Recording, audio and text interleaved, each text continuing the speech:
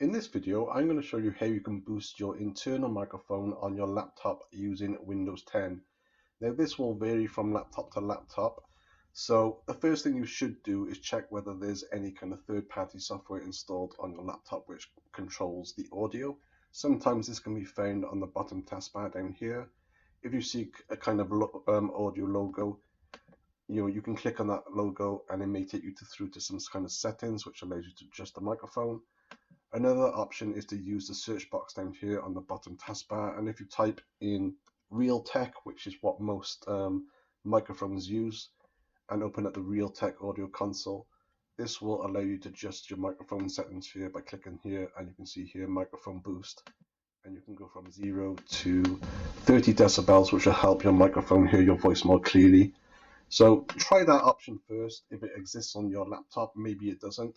If it doesn't, don't worry, you can also adjust your microphone settings through the control panel. Again, you can use the bottom search box here and type in control panel and open that up. If you can't find that option on your laptop, you can also click on the Windows icon in the bottom left hand corner and go down to Windows System and the W. Click on Windows System and then click on Control Panel, and again the same menu opens up. From the control panel, you want to click on Hardware and Sound, and then click on Sound.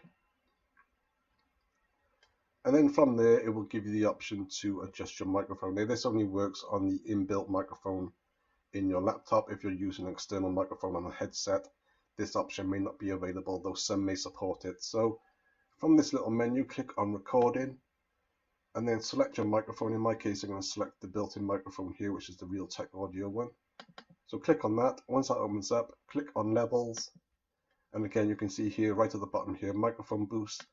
So again you can go from 0 to 30 plus decibels. So again, just choose the option you want, test your microphone out and see if it improves the audio. So basically that's how you do it. Thanks for watching.